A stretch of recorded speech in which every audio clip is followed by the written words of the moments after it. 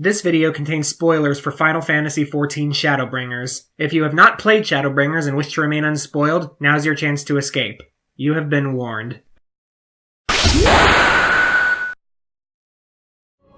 Look at me! I have lived 1,000 of your lives. I have broken bread with you, fought with you, grown ill, grown old, sired children, and yes, welcomed death's sweet embrace.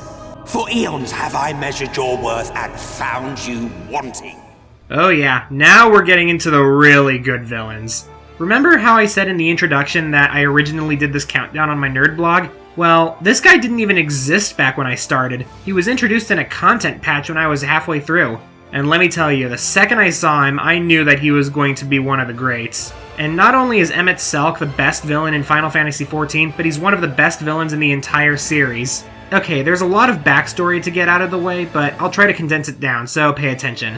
Long ago, the people of Amarot, known as the Ascians, were immortal, perfected beings who possessed creation magic that let them conjure anything their heart desired. One day, they faced a crisis when that very magic started destroying their civilization, so in order to stave off the end of the world, they sacrificed a huge number of their own to bring forth a godlike being known as Zodiark to protect them. However, some members of this group didn't like having to keep sacrificing to sustain Zodiark, so they summoned another being to counter it, this one called Hydaelyn. The ensuing battle tore apart the very fabric of reality, splitting their perfected world into the Source and 13 shards, each with a fraction of the power and the vitality the original world held. Emet-Selch is one of the only 3 who remember the world as it originally was, so along with other worshippers of Zodiark, they set out to rejoin the shards to the Source by any means necessary to bring Zodiark back and destroy Hydaelyn. Now, the exact mechanics of the process are kinda complicated and I'm not gonna bore you with the details, but it basically boils down to causing chaos and destruction, and Emet-Selch accomplished this by taking on the human guise of Solus Vos Galvus,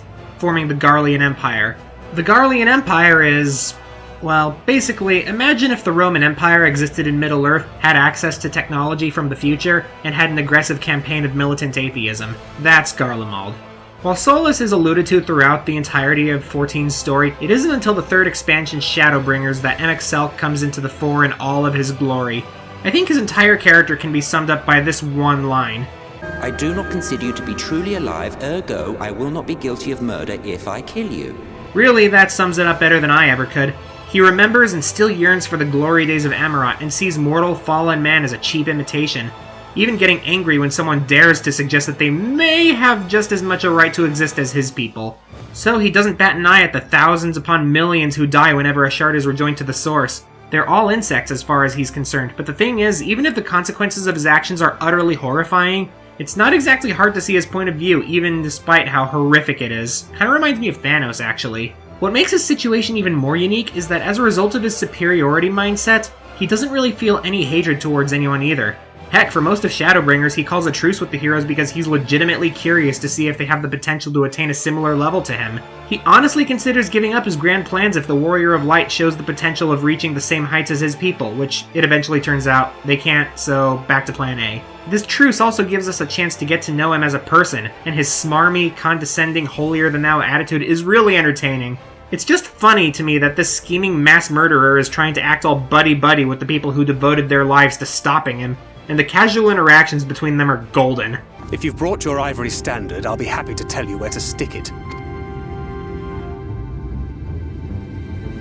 Can we not simply take a moment to enjoy the view together? One interesting thing about his character is that before you learn his true nature, it's pretty well established that when he was the Emperor, he was a bit of a theater buff and encouraged the development of the arts. You can clearly tell by his mannerisms and demeanor just how deep his love of theater goes. It's little touches like that that really make a character like this. He also gets points for completely turning the game's lore on its head with the reveal of the backstory of the Ascians. I can appreciate a villain who completely upends the status quo, and while I don't think his final battle is the best 14 has to offer, it's still really epic. I only really have a couple minor complaints about him, but one of them is sadly a problem a lot of 14 villains have. You see, Final Fantasy XIV has this nasty habit of killing off all of its best villains early. I mean, Emmet here was not only one of the 3 who remembered the original world, but he's also the progenitor of the Garlean Empire, the game's most enduring antagonists. That is a lot of importance to the story, and yet he gets killed off pretty much in the same expansion he's introduced in. My other lesser issue is the fact that his very presence makes the other villains in 14 slightly worse. I mean, look at La Habrea from the vanilla game. From what you find out in the new expansion, these two share the exact same motivation, but where Emet-Selch is really cool and interesting, La Habrea is so bland and boring that he feels like a rejected Kingdom Hearts villain. But when my biggest complaints about a villain are that there isn't enough of him and he outshines all the other villains, that's a really good sign. From his introduction as the original Emperor to the excellent final battle against his Hades form, Emet-Selch is, without a doubt, the best villain in Final Fantasy XIV's run so far. It's going to be a real challenge for future villains to try to top him.